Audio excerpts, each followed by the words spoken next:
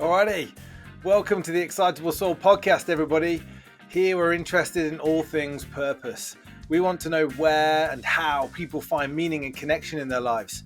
In every episode, we will be hearing the real life stories of how people have uncovered, understood, and unleashed their own unique sense of purpose. Our hope is that we can all learn from the journeys of our guests so that we can all better find a sense of purpose in our own lives. I'm host James Glover, performance coach and purpose nerd.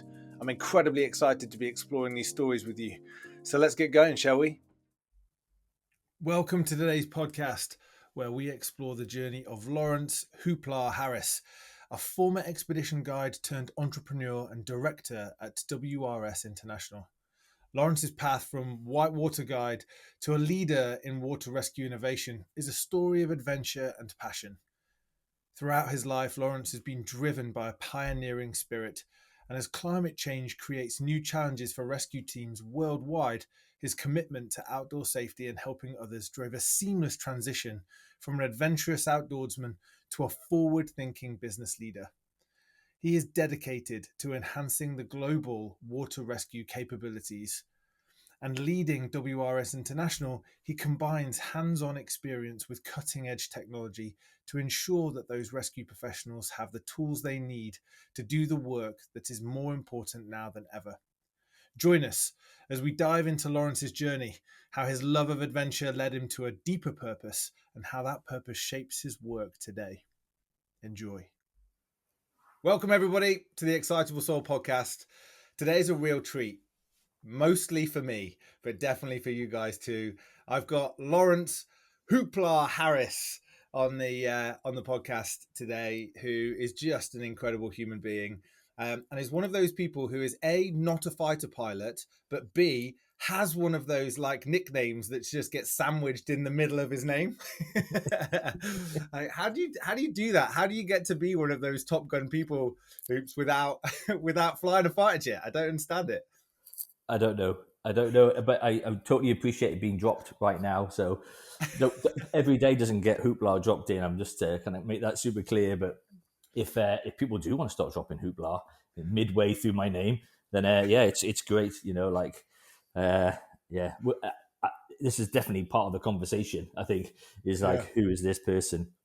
But yeah, no, it's lovely to be here, and I'm super excited to get going and delve deeper. I think is probably the nice. I'm really glad that you've kind of set yourself up for the expectation that there'll be some deep delving. We'll kind of figure out that route map and almost the kind of the shining the light, the intimation of there's Lawrence and there's Hoopla, and kind of figuring those two things out. I'm super keen to get into that conversation. But where I kind of want to start, and I'm going to be calling you Hoops just so that everybody who is listening knows that I can't call him Lawrence. I'd feel like his mum telling him off. So it's going to be Hoopla from here, and people will understand why later. But one of the things that has been really intriguing for me, and also kind of really exciting and challenging in equal measure, has been you've been a really avid listener to the podcast, and there've been things that have kind of triggered in you thoughts and reflections, and you've sent me kind of video messages from walking the dog of going, I'm really pondering this question around purpose and like where I'm at with it, and what it means to me. And we kind of got into this conversation, a bit of a backwards and forwards, like video messages about that, and in the end it was a case of like, no, we just need to get Hoops on the podcast and talk about it. And so I'm wondering, Hoops, if just from a start point you could just give your honest, authentic perspective on where you're at with the whole concept of purpose. Yeah. From the moment you started doing it, it was a point when I started. Well, I'm always interested in podcasts anyway. Like, I love podcasts. I love the driving, listening to it. I do a lot of travel, so it's always in the ear, and I'm always keen to think about it. Dog walking is a great opportunity because you either listen to a podcast or you're just wandering the dog and absorbing the moment. So it's another time that I use in work to think as well. So I use a massive amount of time when I'm walking the dog, or just going, well, to be fair, it's walking the dog, because there's not a great deal of other time that I've got available. It's like a portion time in your life where you can walk a dog and you're allowed to do it. You're allowed to spend a bit of time by yourself and no one's going to give you any guilt. So dog walking is like the access to like freeing your mind. So yeah, I was walking around, listening to your podcast, and then I thought, yeah, I'm going to start engaging in this, because rather than just listen to it, what's it all about? You know, what's my purpose? Do I have a purpose? I wasn't quite sure, and along that was a while ago now, and I think along the way I'm learning more about what that is. And at the time, I think I was just struggling with this big statement, you know, like, what's my purpose? Actually, I've got to do a shout out, because episode 20, there you are, if anyone wants to rewind, episode Sammy Burt, and she just threw out, like, she addressed it in a way that I found it a little bit more like consumable, and I was like, okay, now, like, got it. That was like a week ago, and I kind of like started to like at least like jump me along a little bit in that journey, and along with chit chats with you, I started to kind of formulate a bit more of a kind of understanding of what is purpose, and what am I trying to do with it all.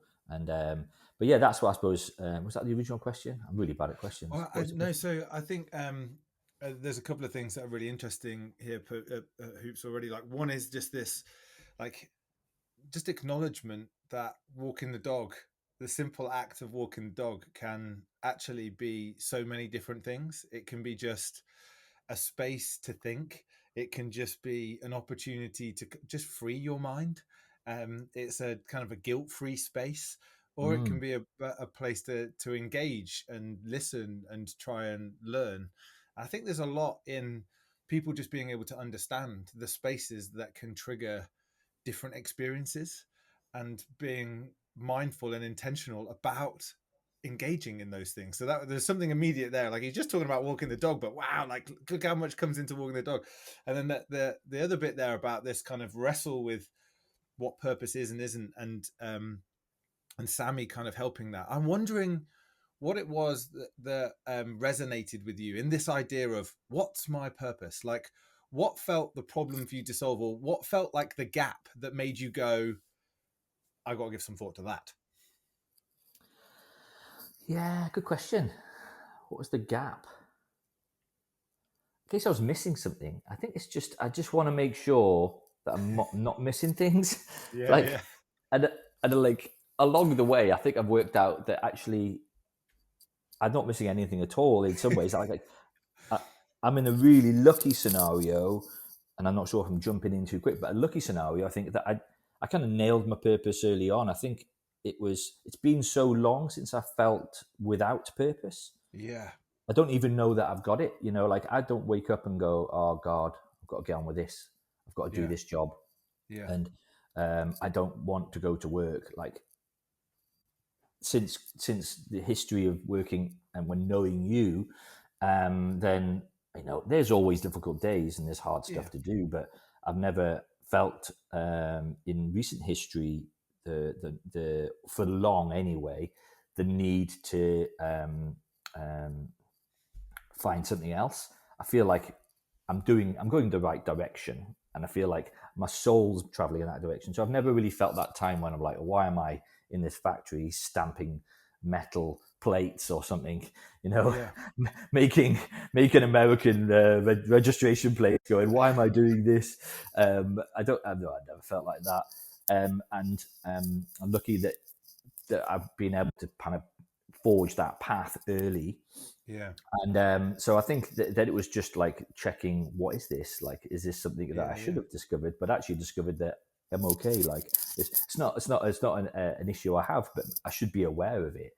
And I think I should be aware of it for a few other things as well. For my children, I should be aware of it, because just milling along thinking, well, I don't have that problem, doesn't mean that others might not, like my wife or my friends or my children, or that may need support in it, and maybe I can help. So yeah, I'm always interested, not just for me, but for others, I suppose. And again, Hoots, there are like two things that immediately just kind of hit me in the soul. One of them is the fact that you just used the word soul, right? Just really intuitively, you talked about I haven't felt the need to be doing something else. Right? And this really for me is the kind of the magic of not only these conversations, but just this whole concept, is that it is a felt experience, and there is, how much are you paying attention to that kind of interior world and what it's trying to tell you, and you Mm. turning around and going, and this can only been within the last year because we've only been going for a year, like pausing for a moment and going, am I missing something here?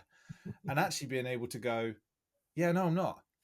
I don't think so. Like the more I think about this, and more I hear about it, I'm good. I just hadn't realized that I was good, and now that Yeah. I'm able to recognize that, that's cool. And then immediately going from that to, but it's probably important that I'm aware of it, not just for me, but for the people that are around me that matter. And the thing there that kind of really stood out is this kind of the pressure that people put on themselves to be able to kind of articulate a purpose, like Mm. this is my purpose, and here, look, I can say it out loud. And actually, and I think Sammy and I were kind of geeking out in that episode. Actually, the thing that we really Good. agreed on is that just being like finding words that feel connected to that sense of purpose is useful, and it's useful for access. Like, when I use these words, it takes me to that place of internal experience. Mhm. Wicked. So I can then like use it and calibrate it to different situations and scenarios I'm in. But is that purpose? No, it's not. It's just a way to access it. And Yeah. and like it was just a really beautiful description of those two things. Am I purposeful? Yeah, I am. Can I articulate it? No, I probably can't. Does that matter? Not really, unless I want to try and help somebody else understand it. Yeah. Yeah. No, and I think that's recalling back to episode 20, and it was definitely. I'm limited on my ability for language. I'm getting better at language, at the English language. I don't have any other languages that I'm good at, but English language, I'm getting slowly better from a point of like absolute disaster where I was writing backwards at school to a Yeah, point when I'm like starting to like understand the word and use it. And I'm terrible. I would hate to use a word if I didn't understand it. yeah, And I've fallen for that in the past where so I'm very keen to understand if there's chat and I don't understand it. I'm like, right, I've got to try to decipher what that word is, yeah, and then understand that word. And does that apply to me? Then there's a few steps to do that, and it, again, like it's the language of love, the language of these sorts of activities, or deep into your soul, or your mindset, or your purpose, or your those are the great words. Um, self, not pity, yeah. Self awareness, self self reflection, self worth.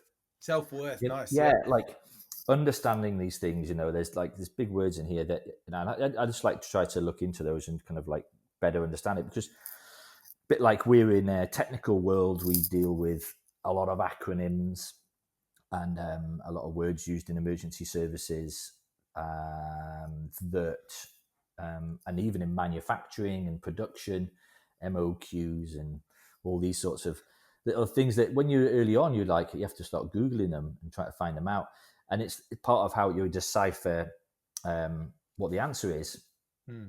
and without knowing the language, then it's really difficult to come up with an answer. So I think that's been a big hurdle for me, and that's why I like listening to lots of versions, because people will present it in so many different ways, Yeah, or relive an account their experiences, which means that I learn a bit more and go, oh yeah, I connect with that. I get that as an example. So yeah, that's the challenge. It's kind of, and I think sometimes people get probably a bit confused, or we can get a bit kind of wound up with the language, and just going like, well, actually, I don't understand what that word means, and yeah. go a bit deeper to find it out. And Hoops, you're kind of teeing us up beautifully here, which is we tried to kind of frame the conversation, a kind of a purposeful conversation around three things. So, where and how have you kind of uncovered purpose in your life? Like, where has meaning appeared? So, and that's kind of going into the past and thinking about the moments that have shaped you, and then How do you understand purpose? So there's kind of like the today element of it, which we've just kind of almost been talking about, like what's the wrestle Mm-hmm. and where do you feel connected, or are there gaps? And then there's the future focused element. How do you unleash purpose going forward and, take leaps of faith? And you've kind of almost teed us up beautifully for that kind of first part of the uncovering element, where you said, I've come a long way with language from, being at school and literally writing backwards. I'm a dyslexic, so there's a part of me that's going, oh, maybe that's something that you were experiencing too in that moment of time. But yeah, just take us back, Hoops. Let's kind of do the journey of discovery here, and what was happening for you in that moment, and or what are some of those kind of pivotal times that have really shaped who you are today? Yeah. Yeah, I think, going back to the beginning, and I think, being correct, if I've never felt, like I've been lost and I've always had purpose. That's not the case, like there's definitely a moment back when you wound it back to a careers advisor. I mean, like, talk about a lack of loss of purpose, just sit 20 minutes with a career advisor and they'll definitely confuse you. Because that point then you're at a junction. So kind of, I wrote down a note here. 1993 is when I did my GCSE results day, and at that point then was, from the careers advice point of view, it was either going to be I either wanted to be an architect, and that's because my mum worked in an architect's firm, and I was like, I love drawing, and or I was going to be a brickie. The opposite Wow. to it, Yeah. And the career advisor's like, that's very simple. It's like, and I think she's probably looking at me going, well, I think you're probably going to be more likely leaving school being a brickie than anything else. I had arms like twigs, and I didn't have the brain for being an architect. So either of those wasn't an option. So yeah, it's I suppose that's kind of like winding it back, and school was difficult for me. Like I enjoyed school. Like I didn't dislike school. I didn't kind of go, oh, I just don't fit in here. I think initially, until I got my GCSE results and realized I was a complete and utter failure, that until that point, I thought, well, this is all right. Turn up and play sports, go running in the afternoon. I loved that. And do some school work. I struggled with it. I didn't find it easy. I was sometimes, there was a moment when I was assessed in a special educational needs caravan in the corner of the school field where they send you off, with it's just like 1990s or probably not even 1980s methods of schooling and working out if anyone's got any extra special needs that need to be tended to. And I think I made it through that assessment, but by the skin of me teeth, which meant basically I didn't have to sit in that van. I could go and sit in a normal classroom, which I was very glad of. And but yeah, and early days, my parents recall that I was writing backwards before at primary when I started writing, or maybe even into middle school, maybe. I was writing right to left, not left to right, and that included the letters. So all the letters were back to front. It's not just words, but letters. And I think I'm left-handed, and I suppose in that sense I'm a self-diagnosed dyslexic.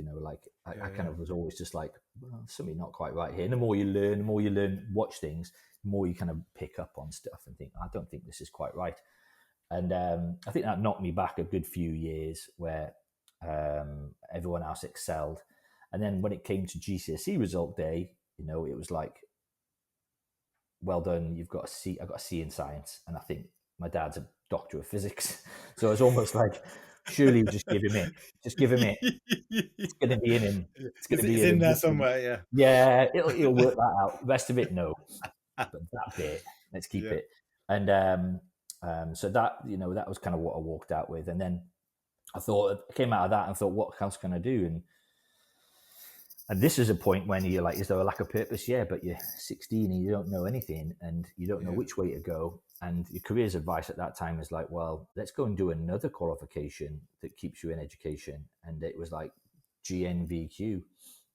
And people don't know what that stands for. It's generally not very qualified. And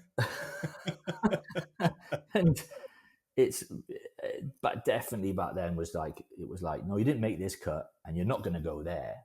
Then you do this middle bit, and that'll just keep you occupied. And I did that, and we did sports science, and that was quite interesting. And but it was really much an attendance course. I think if you turned up, you passed, and if you didn't turn up, maybe you still passed as well, depending on what you did. But I didn't feel any worth there. I didn't feel like it was I was valued or anything like that. Then I was also thrown A-level home economics, which has still seen me good. I did a couple of weeks of that, and I'm still very good at preheating an oven, filling my washing bowl early on, and they're like rule. To be fair, it's probably the most useful thing I learned in school. Things I still use, and so yeah, I did that, and then my dad and my parents kind of knew that I wasn't getting on, and my dad had done a bit of research. I was climbing at the time, a young climber, and I was they recently built the climbing wall nearby, and I was going there doing that with school and going there with friends after school, and I had an interest in it, and I don't know how long you've got to chat, but I also did some crazy things, like went off climbing myself at an old dilapidated bridge and set up ropes with friends and my cousin who's like 10 years younger than me, and we'd set up like ropes across and had my feet in 2 rabbit holes. Had no idea how to like rig ropes, and then like I clipped him on and he leant back. The rabbit hole that I had my feet in, they just broke.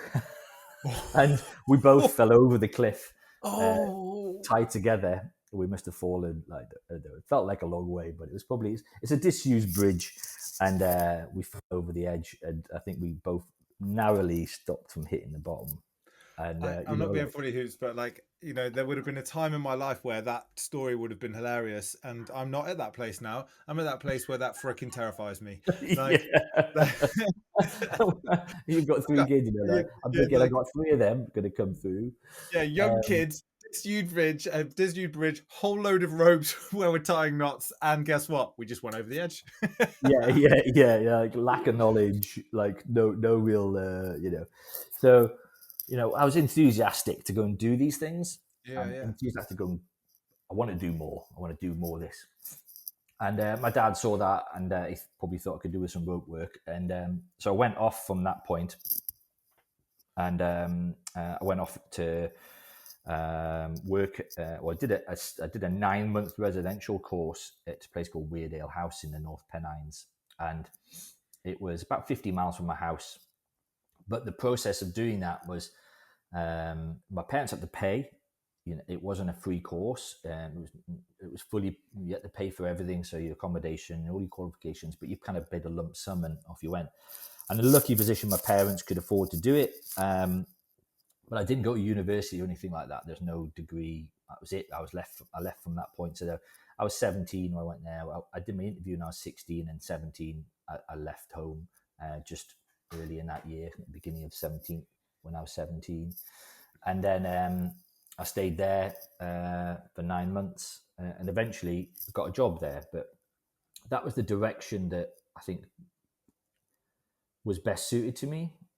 Whether it was my purpose, I don't know, but it was best suited to my skill set, that I was more practical than I was theoretical. And I went from a point of failing everything, like everything I failed in school. I don't think there was nothing I passed, like apart from running. I kind of won at that, but I didn't do anything else. And then I went on to doing outdoor education, and then suddenly I was like, oh yeah, you've passed another course. I got another certificate, and I got another certificate, and I'm doing better at this, and I excelled at this. And I was like, well, okay, confidence is starting to build. So, you know, let me just kind of dive in here a sec, Hoops, because there's a couple of things that really stood out to me. One, kind of early on, and as you're telling this story, you said, I didn't mind school. I quite, enjoyed being at school. And then I got my GCSEs and I felt like a failure. And I'm wondering, when you look back now, just a few years later, how much does that experience in that moment still live with you? How does it shape the way in which you see the world, or has shifted and evolved? I think it does. I think it does still play on me. I was just thinking, I don't think I never thought I was necessarily competitive. And Yeah. like, despite even, the time we spent rafting and doing things in other competitions I've done, I never thought myself to be that competitive. But I think I am. I hate losing. Like, now I hate losing. I hate losing my competitors. I hate losing on a contract. I kind of like it, and there's nothing you can do about it. It's going to be part of life. But it does make me want to go, like, I'm going to get better. I'm going to adjust what I do. I'm going to beat them. I'm going to beat this. I have that in me, and I think that's a little bit led from knowing I could do better, Yes. and a bit like I'm not just on the pile yet, and having lived what it was like to receive, like, disappointment, I suppose, from school, and felt like, well, that was it. I wasn't going to do very well, to then going, no, I can do well, and yeah, like, book your ideas up and get better, be better, improve, and that is it. As much as I want it, like, it can be all soulful and everyone's like, hey, hoopla, hey, equally, I'm like going to kill him. I'm going to just annihilate that person, and not like physically kill them. It's just got that way. But I can't. Like, I work hard when I've lost. I work extremely hard, and that's emotionally, physically. I do improve myself from that. So Hoops, that's really again, like, I'm just trying to hold on to the kind of the notes that are kind of coming out of this for me, because there's so many things I want to explore. We could be on this podcast for about 3 hours. This could be a Huberman length podcast. Because there are a couple of things there. One is around this idea of, if I lose, I want to work hard. I want to work hard off the back of it. And there's that, I'm hearing something about that moment, which was quite confronting for you in terms of how it made you feel, this kind of sense of failing. But what came after it, with what is the absolute role of your parents to give you a bit of guidance in the moments when you really need it. Like your dad being able to go, all right, okay, for survival's sake, I've got to give this kid some rope skills. So let's do something about that, because if he goes off another cliff, we might not see him again. Yeah. And at the same time, going, there's a different way for him to add value or create value in the world. Like there's a different way for him to be, and to be able to be a professor of physics, and everything that comes with that, to be able to turn around and go, nah, there's a different way. There's a different way here. And you go, right, I'm gonna go do this program over here where it's actually about the outdoors, and it's about being able to kind of be in the outdoors, and it's the activity of being in the outdoors, and like educating in the outdoors, and all of a sudden having a total flip of, wow, it was a struggle before to pass stuff, and now all of a sudden I pass stuff with my eyes closed. Like, if that's not the biggest testament of turning around and saying, where does your passion and enthusiasm lie? Like you said, I was enthusiastic to go drag ropes out and hang them off at the edge of a cliff and see what happened. Like, death could have been what happened, but like, you were enthusiastic to go and explore and see like what might have been possible there, and it took you to the point of, being able to make a kind of a life altering decision and choice to be able to go to this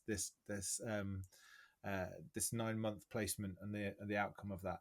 I guess what I'm interested in, Hoops, is that kind of set a different trajectory for you, but I'm hearing this sense of enthusiasm, adventure, excitement for what might be out there. Yeah. So where did it take you? What happened after that? Yeah, I suppose and I think at this point here, I'm still not sure how I end up now where I am. Like there's a difference in what I do now to what I did then, and I don't think even my dad knew where I wanted to be. He just knew that I was good at it, and I found enthusiasm from it. So I don't think necessarily anyone thought that it was any more than just go and do outdoors and get involved and enjoy it. Go enjoy it. Like for them, I made some money out of enjoying something. It was a win-win. So I think that's where it all started off, and I kind of then carried on this route. So Weird Ale House for me was like the foundation of like your university of outdoor education. It was like get my GCSEs again, basically, but in climbing, canoeing, skiing, gorge walking, ropes course stuff, archery. I mean, good Lord, can someone give me children and bows and arrows? So you gain this like basic of like, there's your basic quals.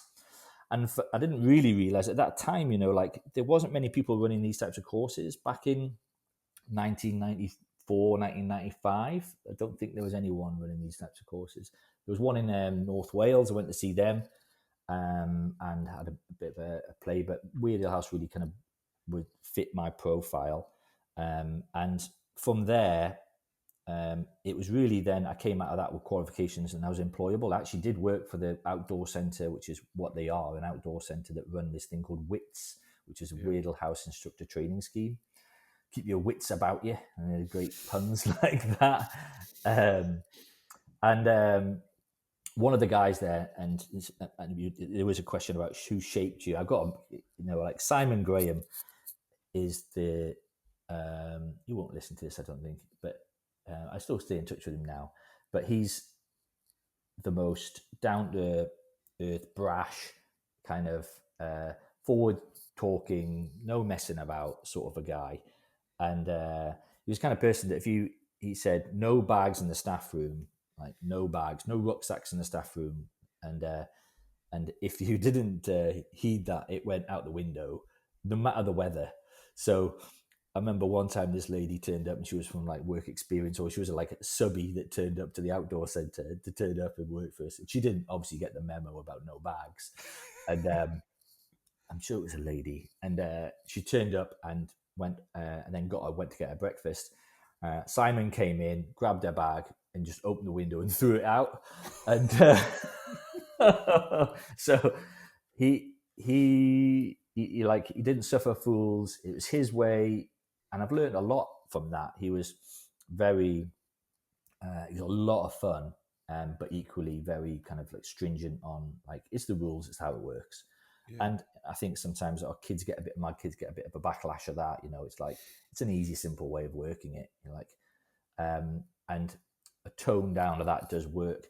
So I learned a lot from people like that, whether good or bad. I was with men and I was with women that gave me all this experience. I was with farmers and brickies and, real normal adults, people that didn't have any qualms in telling me it, didn't say any problem saying like, get out of bed earlier. Yeah.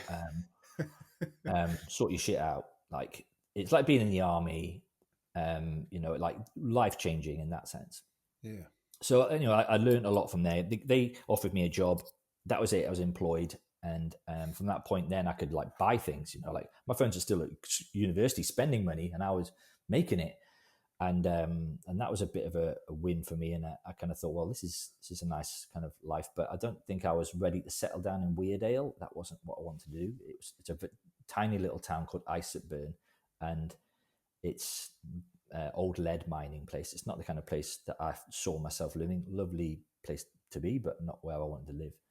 And so I then looked on the magazines and I saw jobs going in the Ardèche, working for UK companies taking British kids down adventure holidays. We used to make a joke that they pay you like another day, another £2.50. And that's literally what you got paid. Like there wasn't much, there's not much wages in it. But so I decided to go and work for this company. And that's kind of where the Hoopla thing came from. It was like Hoopla was born at that point. Until that point, then I was called Lawrence or Loz. And then I worked for for Acorn Venture, and I was renamed Hoopla after a interesting night in the bar describing my trials and tribulations with trying to get kids to the river. We're talking about risk assessments, and I think everyone gets a nickname. It's just unfortunate that mine stuck. And stuck so hard. Like, how old am I? I'm 47. We're talking 30 years, aren't we? Yeah. We're 30 years of a nickname. And I mean, I got off lightly. My friend was called Bra. And luckily, he's shedded that name now. He's back to Ben. But there's, then Hoopla was born, like this character was born. And that took me abroad to the Ardèche, where just to make sure that I lived up to this like Hoopla character, I dyed my hair blonde. But unfortunately, I've got dark hair. So when you bleach blonde, you dye your hair in the bath with my mate Chris Peacock. Great name, by the way. Is I dyed it, and it went Sex Pistols ginger, like, and almost burnt with it. You know, it like stood on end, and it was ginger. And I think I'm telling you those things because that you can imagine this guy turns up. He's called Hoopla. He's got ginger hair on his end, and it's like, and I get off a coach, and everyone's like, "Yeah, this is going to be awesome." Like I met my team, and that was it. I kind of was in the Ardèche working as a river guide, so that was a real opener for like where I was going a little bit. Like I liked being a bit of the center of attention. I liked the kind of excitement of it. I liked being a bit silly. Yeah. And yeah, you're young, and it's the right time to do it. Don't do it when you're 40. Do it when you're like 18, and that seems like a good idea.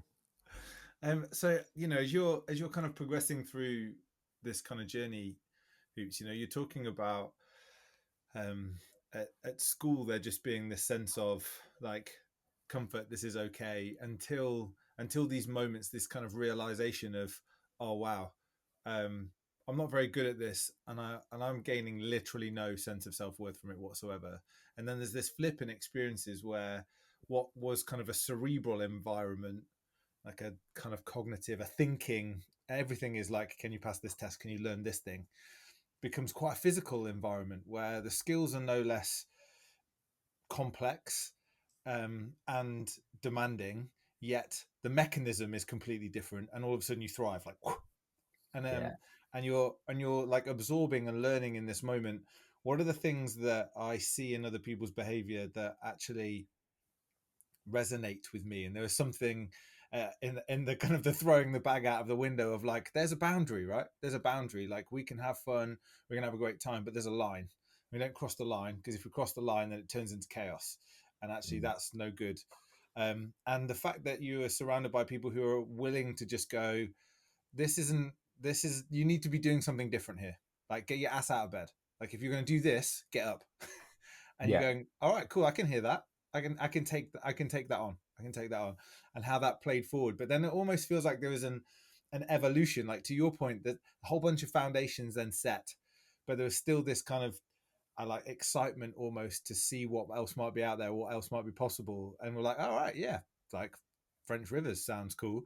And we won't get into you and Chris in the bath. Like, I don't understand how that turned into bleaching of your hair, but that's probably a story for a different podcast. I've got to put that clear. It wasn't two men in a bath. Yeah, we're out the bath. The head was in the bath. Yeah, okay, thank you. Listen, there's no judgment on this show. You do you, my man. You do you. But I didn't feel like it should be a confessional either. But then there's this part where you're turning around and going, there are these other things here, which is, I quite like that, the kind of the brashness that I saw, like being the center of attention and being silly. That's fun. And look at the response that you get from people in that. And then you talked about like the creation of a character. So does that feel like it was separate from who you are, separate from Lawrence, or do you just think it was a different expression of who you are? That's a good question. It's a different. Looking back, when I was writing like my notes which, about this, I think I looked at them. I was like thinking about myself a bit more, and I did feel a bit schizophrenic. Like I did feel like I was running two lives. Like Hoopla is definitely a character that ran away with himself. Like I met people who knew Hoopla but didn't even know it was me, and I think that's when I kind of like dropped the penny that this thing Hoopla had kind of like gathered speed to the point of like uncontrollable, but then there was a part of what Hoopla delivered to me as a character, it allowed me to be playful, fun, it was definitely something that would belonged in the Ardèche. Like the Ardèche is much more like that. Like back at home, if I'd stayed in North Pennant or gone to the Lake District, there's no way that Hoopla would have existed. It would just be Lawrence, and probably followed by your qualifications and your signature. Like mountain leader, and it wasn't that. It was like Hoopla, idiot, and I quite enjoyed it. And it just allowed you a bit of to be your age a little bit, go wild and enjoy that. And and the character side of it, I enjoyed the fun and being a bit playful with things. But then, even being called Hoopla, I think I was one of the most qualified on the camp. Like I'd come from Weardale House. I'd come with I could run every single activity we did.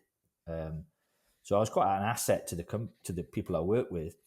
But I had this other side to me that I was like playful with, and I think over recent years, then like Hoopla is starting to like he has to calm down a little bit. Like Hoopla, I wrote down something like when I had Hoopla, I remember listening and thinking, I'm never going to say no to anything. I'm going to say yes. Like free socks, always say yes to free socks. Like socks are expensive, say yes to free socks. And I said yes to pretty much everything else as well. Like I'll give you an example. When I was early on kayaking, I was some friends actually from the UK, and we got to this river nearby where I live now, and there's a tight constriction in the river, and it very difficult to navigate. Bit of luck, really, spinning the wheel on whether you're going to make it through. And I remember being at the top and being with another guy called Fergus, and he was better kayaking than me, no doubt. And he just set away down this thing, and I thought, well, here we go. This is going to be exciting. I didn't see it. He just set away down into I saw him just disappear off this little drop and then into this kind of gorge section. And next thing I know, someone's running back up, and I'm thinking, oh heck, like is he died? Did he like hurt himself? And someone ran up and said, he's all right. He fell out his boat. He got pulled out of his boat, and we got him to the side, and he's okay. And I was like, all right, well, Fergus obviously is a better kayaker than me, but I got this. I'm not going to say I'm not going to say no. Like this is it. I've got this. And off I went, and literally a minute and a half later, I've dislocated my shoulder for the first time, and disappeared under a rock for a while, and came up with an arm not connected to my body. And that's the first of 9 dislocations that I endure as my kind of water sports career. So I think like there's a plus of not saying no. There's also a massive disadvantage of not saying no. Like there's definitely time to like heed your enthusiasm. But there's lots of pluses of doing it. So things like Patagonia, I went and worked there, and it was a ridiculous request. It was like, can you come to Patagonia in like 3 days time or something, 4 days time? And it was like ridiculous. So literally the country, not the organization. So not the organization. Go to South America, South America, and work there, and like heartbeat, can you do that? And it was like I was with my dad at the time, and I came off the phone and talked to him, and he said, yeah, just go. And I was like, yeah, let's do it. So like there's no consideration at all about whether this is feasible, economically viable. It just sounds awesome. And I go, yeah, that sounds awesome. But there was a bit of a negotiation on, how I was going to get recompensed for it, but it didn't last long. I didn't have a great deal of responsibilities. And so Hoopla has brought me a lot of connections and a lot of enthusiasm for that sort of thing.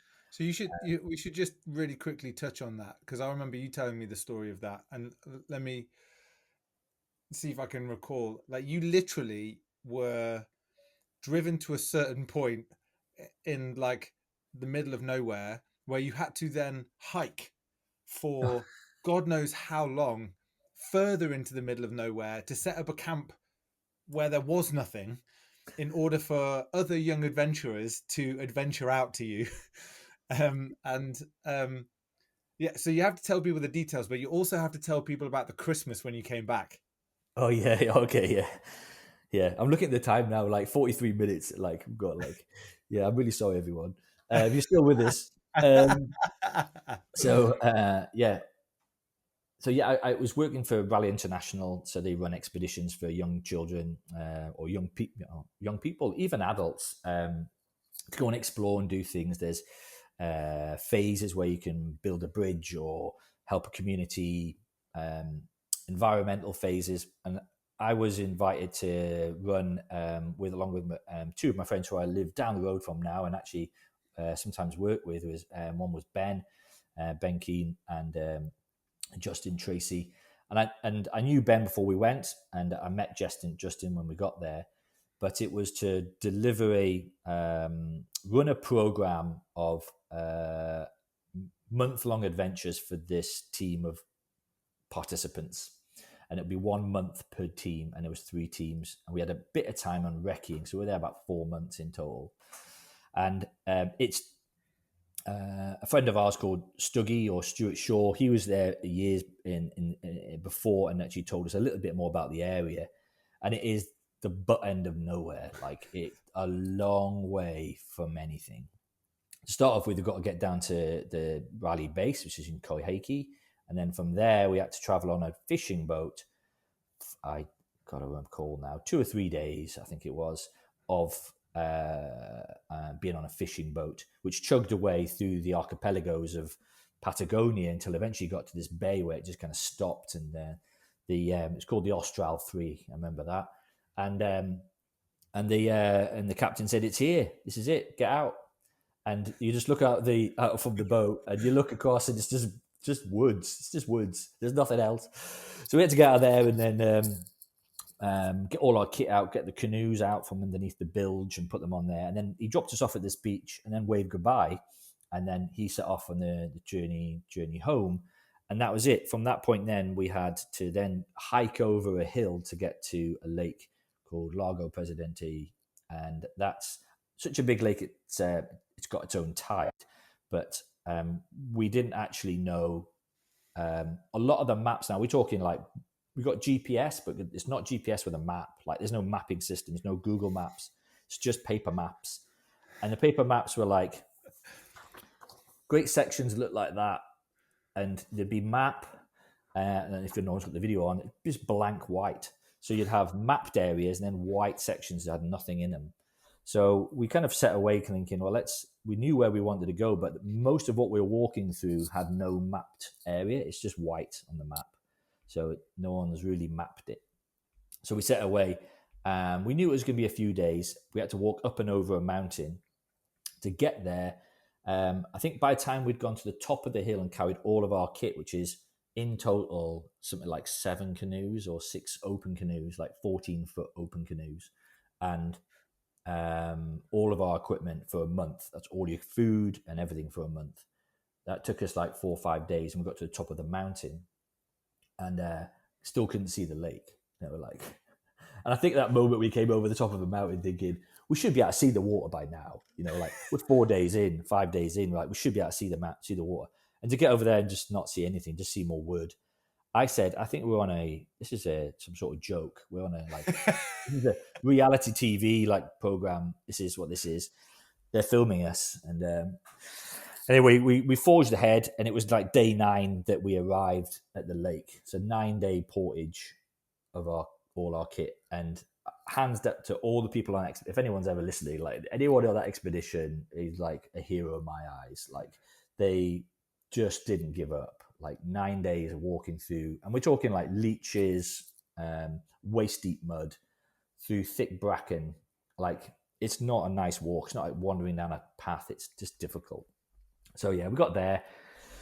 Then the easy bit came. It was canoeing bit. We taught people how the canoes, even though the canoes also got smashed to bits on the way. We had to fix those with on the fire and repair them with bits of plastic and all sorts. But we got there, got to the river, and then we ran another 2 groups in the same place. But luckily, all the kit was there, so people could get dropped off and didn't have to do the 9-day portage. So a massive win for them. But a big learning phase for us, like for the 3 guys there, we were there in that environment for 3 months, and it's just life changing. Like it's 1998 I did it. and you do still recall like the feeling of the hardship of it. And I remember leaning on my friend saying, like, I'm not sure, should we turn back? Like, are we okay? Like, can we do this, or should we? We didn't have sat phones. We had a big wind up radio. You wound the radio and talk to base every night and tell them where you are. And so, yeah, you have to really push on, put your head down, and rely on each other, and help help help the bad days. We had, there's times when it rained for a month. It rained solid for a month, like every single day in the mud. So it's about the hardest thing I've ever done. I'd say, and I think all the other guys would say that they'd mirror that. It's the most difficult thing we've done. And then to get back home, we came home for Christmas. It was Christmas Day. I got asked if we wanted to stay, and I said, "There's no chance. I'm going home." Yeah, done. And Out. I'm out of here. And I came back with like a 6-pack, like never believe, and like Paz would have been like well proud of me. A friend. But I came back and I was just lean. I drank. We all drank lake water. We'd eaten dehydrated food or anything we caught, like fish or this like rhubarb stuff we could cut down. So we came back and we're just like uber fit. And then I came back on Christmas Day, like Christmas Eve or something like that, and there was like rich food and all the lovely things to eat and drink, and everyone was like, "Come on, be merry!" And I tried it, and I couldn't handle the food, and I couldn't handle. Start off with, there's a toilet inside, which I was a bit confused with, and I couldn't handle central heating, and ended up sleeping outside eating porridge. So I phoned up my friend Ben. I was like, "What are you doing?" He's like, "Oh, I'm sat outside." Just couldn't handle it. Neither of us could handle the like living indoors anymore. Yeah. And took a while to get back into that, like being inside and eating normal food. I just needed to eat porridge and sleep outside. So how does that experience, along with, this kind of this transition from Lawrence into Hoopla into Lawrence, like what are the lessons from that experience that you still carry close to your heart, Hoops? How does that shape the way in which you go after stuff today? I think it gives you there's a resilience to it all, like stuff like the Hoopla Lawrence expeditions and the things that I've done, whether they're under the pretext of like being called Hoopla at the time, but I think that those alter egos at the time, Lawrence had been quashed a little bit, I suppose. Like Lawrence was my school name, like you said before, like Sunday name, your parents' name. Like Lawrence had been squashed, like dead. He was dead to me. I was called Hoopla as far as I could. Everyone could call me Hoopla. Like I was quite happy with that. I was like reborn again, like with enthusiasm and fun and adventure, and it was working for me. Like it was a great setup. Why would I change that? And coming back and being called Lawrence was kind of like even my mum started calling me Hoopla, because I think she understood that it was a big part of my character, and she understood it. She didn't call me it every day, but she definitely dropped it in a few times when she kind of wanted to kind of connect with me. So I think that carried me along, that like Hoopla. But it does come to a fine end, like there's a time in your life when I had to like look at something else, use a different name, be a different character. And I think the names are just a way really of just altering my character. So Lawrence turned up back into my life probably once I returned back from Patagonia. I think maybe from Patagonia. I came back in 1990, 2000. No, he didn't. No, he stayed tucked away for a bit longer. It was Current Trends after that. Definitely a Hoopla moment, and it kind of rolled on from there. Maybe Lawrence didn't really show up until I started feeling like I had to get a proper job, and I think probably not always for the wisest thing to do, but I think that that when I had Grace, my first child, it was like a sudden moment of like, oh, I should be more serious.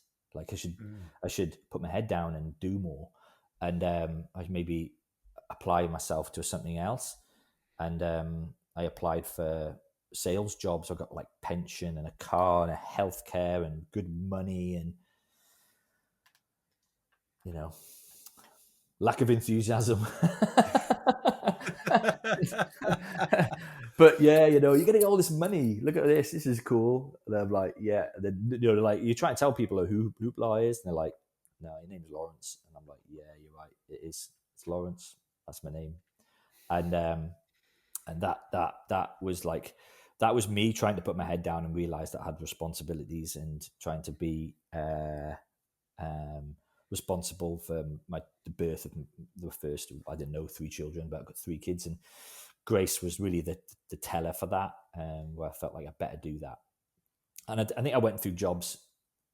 I didn't hold one job down for longer than a year, and I went through like 4 sales jobs. So I had a period then after current trends, which we can rewind to if you want. But the time then where I went to like change my attitude to Lawrence was like, 4 years of loss of direction. Although I don't think I'd had a loss of purpose. I think I was just trying things and going dead end doesn't work, dead end doesn't work. It just took 3 or 4 goes of that and to kind of go, screw it, let's do it. Let's just go and do something else,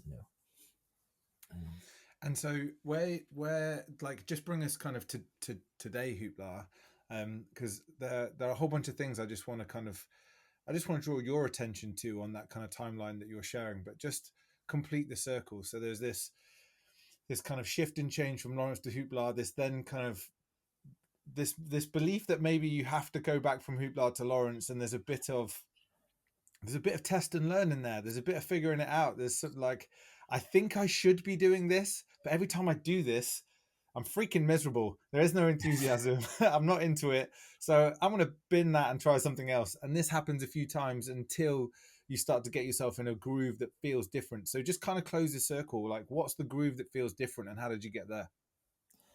Yeah. The kind of big moment was that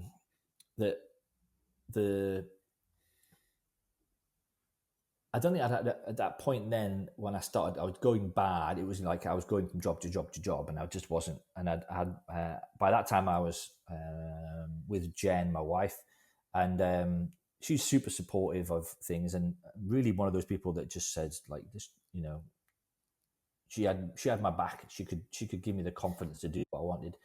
She's extremely talented. She had a great job, and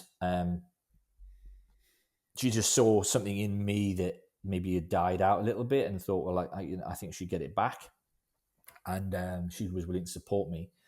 And that was the moment then that I thought, well, yeah, I can rebuild this in another way. And it was the impetus was really that I came back from one job and said, like, I can't do this anymore. I've got to be able to do something else. Like, and business was always a thing, like being an entrepreneur, having ideas.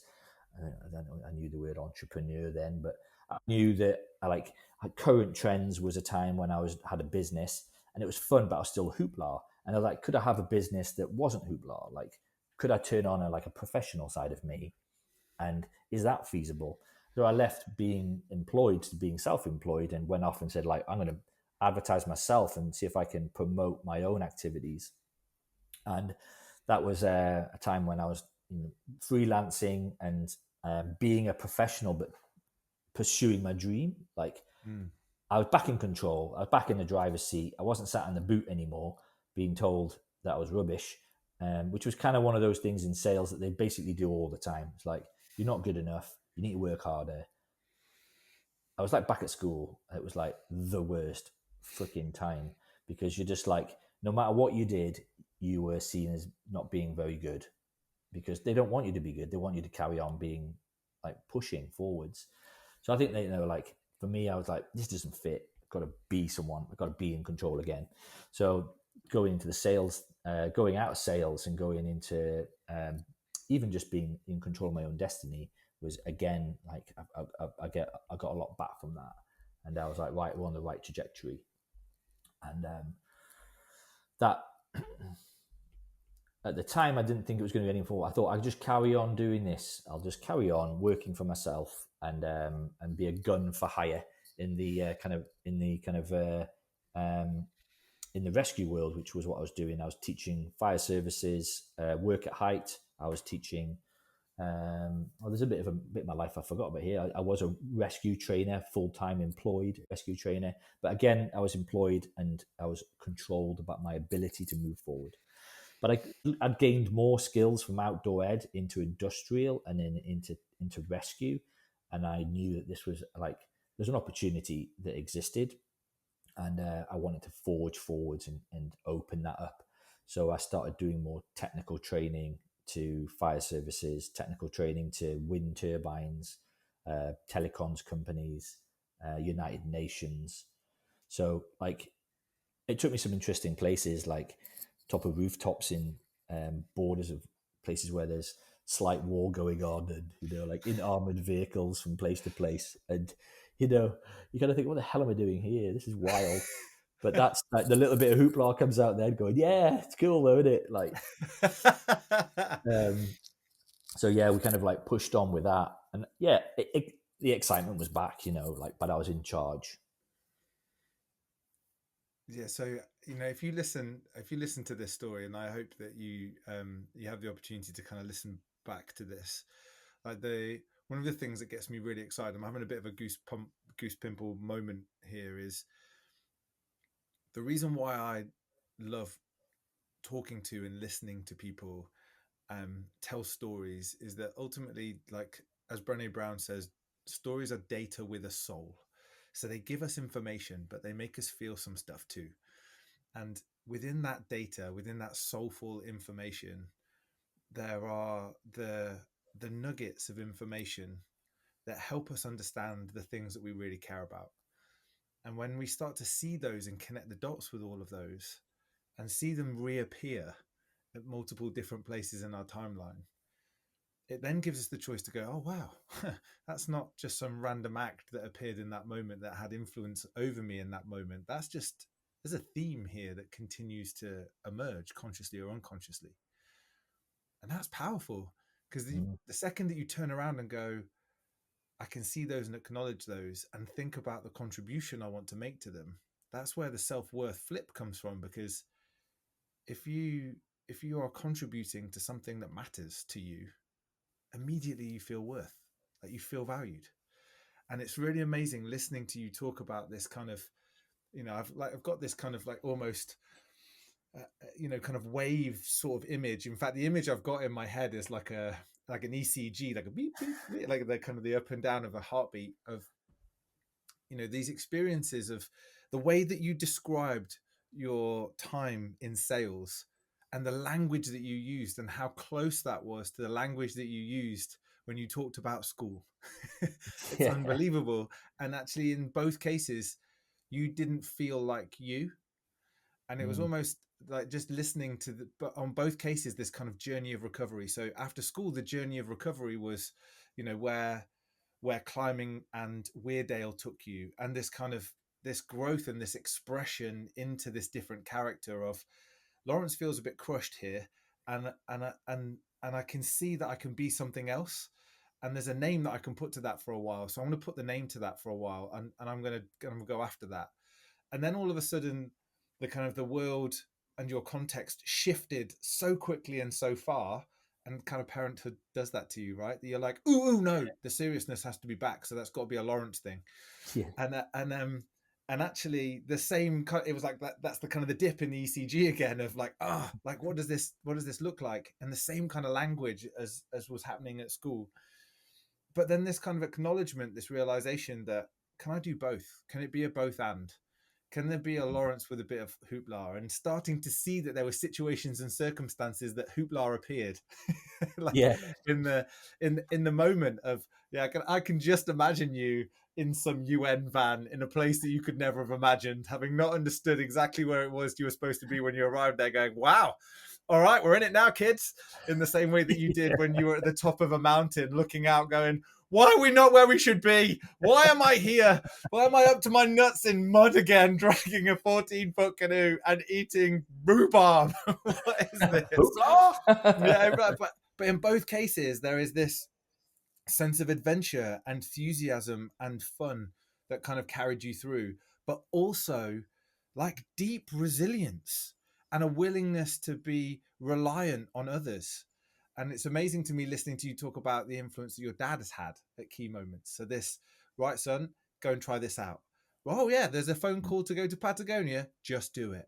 And then you meet Jen, who has almost exactly the same influence as your dad. We've got you, like your parents, like, because I know your mum's a big influence in for you too. Like, we've got your back, don't worry, we've got Yeah. you. Go do this, go figure that out. Because when you figure it out, the magic comes out. And now you're talking about this shift in cultivating this sense of purpose, this sense of identity, because purpose ultimately is the foundation to identity. It's about how we think and feel about ourselves, right?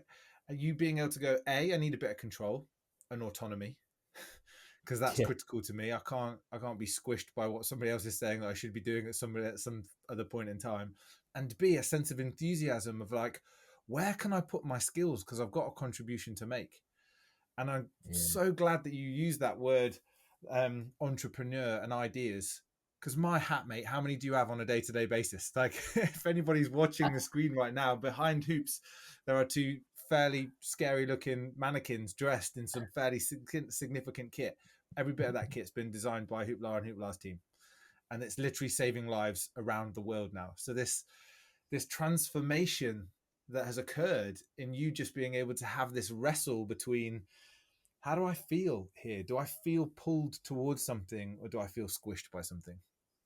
Yeah. And I think like to like jump back into, like you mentioned about Jen, and I think that's one thing that's really different between my parents. I think that are very supportive in that initial, like going to Wheelhouse and even doing things that were like, they're very adventurous. You know, they still adventure now, and they're in their 70s, and they're still like, yeah, we're off, you know, leaving the house for months. They've had Ukrainians living there. Like, they are like open house sort of people. They always have been. And I think that kind of like social side of it is definitely a big influence on me. My dad very like focused on my or aware of my capability and my direction. My mum just offering the warmth of like, what is an open household? What's that look like? Like, what does an open house look like? An open house is like pretty much anyone's welcome at any point in the day, like at any You're just time. always welcome, full stop. Yeah, it's just mega. And you know that she probably thinks I don't always like associate those sort of things with, or my successes with her. And I think career wise, probably not, but attitudinal, like how I am with my family, or how I am with my partner or my friends, like what forged me, for sure. You know, like those softer touches is where you get it from. And but both of them are very risk averse. I would say, especially when it comes to like occupation. They're like, no, you work for someone. Like, if you're doing freelancing, it doesn't seem as risky, but they haven't been entrepreneurial themselves, so it comes with a level of caution. Amazingly, now both me and my sister own our own businesses, so there's obviously something about like flying the nest where we were like, we'll do it. But we wanted to do that, and but yeah, like that support came from Jen, and she just seemed to have no. Although she's Scottish, which means like she's extremely careful with her money, is that that's a sweeping statement about Scottish people. And there goes an entire nation listening to the podcast. There's one nation dealt with. But she's extremely cautious with. Well, she didn't spend her own money, but quite happy to like almost risk ours. You know, like I was like, we're going to do this. She's like, yeah, cool, that's good. Let's crack on with that. So I had this kind of like idea of starting a business. Then she was right behind me, you know, like, and I was always shocked at her ability to just stand by and go, yeah, like, let's do it. And you kind of think that the risks would start early on and then that would fade out. And when you've got nothing, you're like, well, we've got no money. I mean, I remember turning up with my first ever rescue boat to a trade show under Bull Rafts, when I had Bull Rafts, which was a whitewater rafting manufacturing company, and I just wanted to come out. That was a side project, one of my many side projects. But Yeah. I decided to start there, take a rafting brand made inflatables, and then turn it into a rescue inflatable. But I couldn't really afford to buy any more than the one sample I had and turn up to the trade show. Like, I was really hopeful that someone would see what I did and jump on it. And I suppose in my mind, ordered 20 or something, like that was my kind of like rationale. Like, I'll build one and then someone will just come up and order 20. That's what will work. Totally believed in that is a good thing to do. And I turned up to the Rescue 3 show, which was in North Wales, and I took the product, and I knew a lot of people there, like kayaking community, the rescue community are very, within water rescue, are very closely linked. And lots of lovely things were said, lots of support, but I really wasn't getting the orders, and I don't think I ever would have got the orders. But there was a friend of mine called Andy Laird, who I was actually stalking at the time. Not in a sexual way, but I kind of like There's recognized. another theme emerging from this conversation. Yeah. And I think this is like part of my profile is like, I don't like losing, and I'll try to find a way of winning. Like I think I've got a path. How do I get there? Andy probably doesn't know I stalked him, but I did. And Andy owned a company which designed whitewater courses, so artificial whitewater centres, and the blocks that you see in the Olympic Games venues.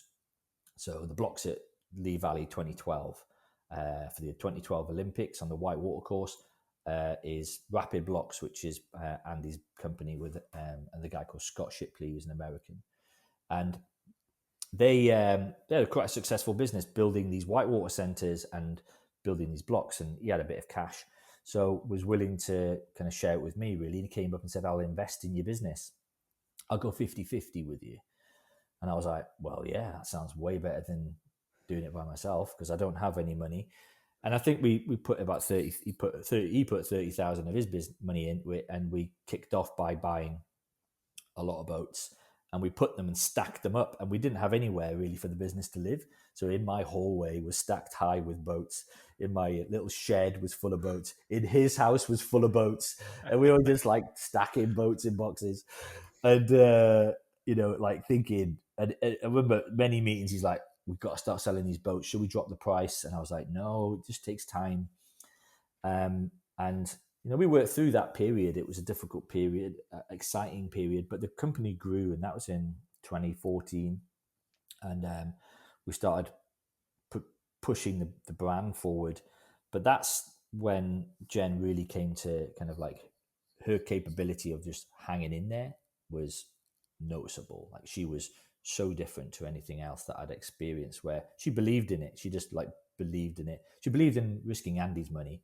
So we pushed forward with that, and that was the start of the company. Like, it was called Water Rescue Systems. I still wear my T-shirt now, and WRS is now its brand name, and from there, that was the kind of the start of it, and it's had a few evolutions along the way, but Jen was a big part of that belief. All right, so we've kind of we've done our journey through the kind of three phases of this conversation in a non-linear approach, which feels deeply appropriate, actually. And so we kind of almost started with kind of where and how you're making sense of purpose in this moment and today, and then we like dived into the journey of discovery and the experiences that have really shaped you, and this kind of contrast and tension between Lawrence and Hoopla, and how the magic of the two are starting to really come together, and are just enabling more things to be possible in your life with the aid of some really wonderful support around you. So when you look forward, where do you think the kind of the future leaps of faith may come from? Like, how is this kind of intuitive sense of purpose, meaning, and contribution guiding you forwards? I think first of all, the journey of doing this gave me an experience of like understanding those characters about me and a bit more about what their attributes were, and how their skills could be applied. I think there's always going to be leaps of faith. I think that's just in my nature. I think like you say, I've had a million. I've had an idea this morning, or last night I had a new business idea. So that's like there's always something happening. But we've got some new things happening with the company as well, where we're changing shape, and they all require a level of trust and leap of faith. And I think I've got to then be able to like switch those hats a little bit, still put the Hoopla hat on, and then like on the hat of like, yeah, screw it, don't say no. But then I've also got to go, well, hold on, like think about shareholders and you got to like, is that going to work for us, or like, our customers are going to still get what we do? And there's that side, occupational side, where I've got to be able to like switch those both on. I actually find the two characters really useful for meetings, like being able to like put like a softer tone on it, a fun tone, then still be able to like whip Lawrence back out of the cupboard and be a bit more focused on what I want, so that people don't lose sight and think I'm just a blithering idiot. It's like I've got an idea where I want to be. So the leaps of faith, I think they'll come all the way through. Like there's from personal life, when you've got to make a decision about what family do and what a direction is as a household. Gosh, growing children up. I mean, God, like that's if anything's gonna be the bit, it's gonna be the biggest leap of faith. The biggest skill set I'm gonna have to use both of those levels for is bringing up three girls. Is going to be the point when I have to be able to like do the bad boys bit with the boyfriends coming around, but equally like be fun time Frankie a bit and be able to like enjoy the moment, be in the moment. Like don't be thinking about work all the time. Don't be thinking about other things. Just be hoopla about it and like absorb that time. Do a lot of yes stuff. Yeah. Expect that kids are going to do lots of yes things, and remember just the stupid things that Hoopla did. Like that is a big learning thing, and I think those are the bits where you have to kind of like pinch yourself and realize that your kids are going to do stupid stuff, and that's all part of it. And actually, that won't change them. They'll grow from it. Yeah. So if that answers the question, then I think like the future for those characters in my life is about empathy of being those people, and so that when I'm prepared for future stuff or my children doing things, or so I think it's all part of that journey of understanding yourself. I love Hoops, how the kind of the very nature of a leap of faith. It's not a big question. He's like, that's literally part of who I am, and that's how I operate. And the issue is not the leaps of faith and the willingness to take them. It's the boundaries around when to take them and when not to take them. And again, this kind of wonderful tension. So again, the thing around purpose that just kind of speaks to my soul is this idea of paradox, like opposites that exist at the same time, right? Paradox. So two things that feel like they're on the opposite end of a spectrum actually existing in real time together.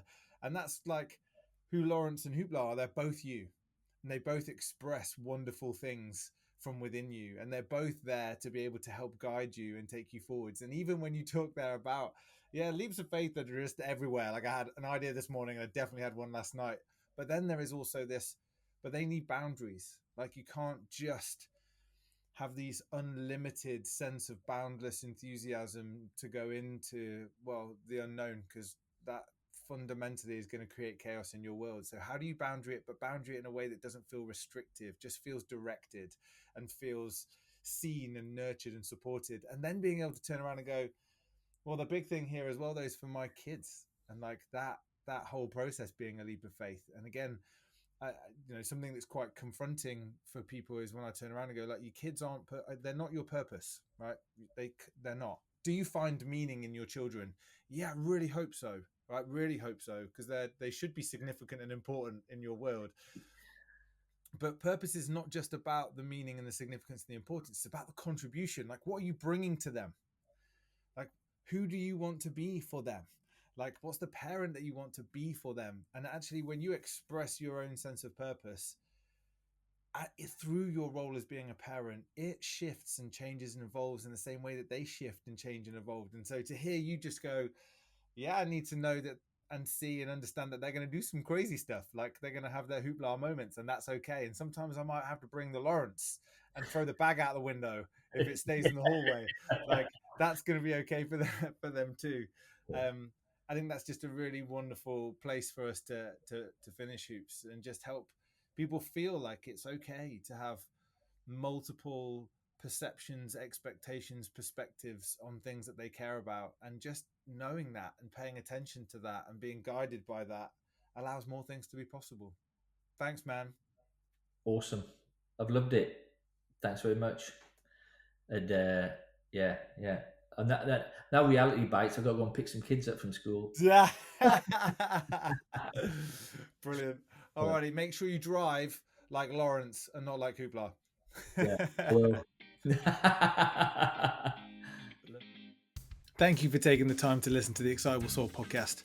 We appreciate your support and would love you to subscribe, rate, review, and recommend if you can. It makes a massive difference.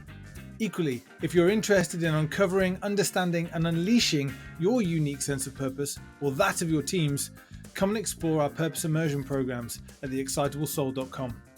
We look forward to hearing from you there or being with you on our next episode. Have an incredible day.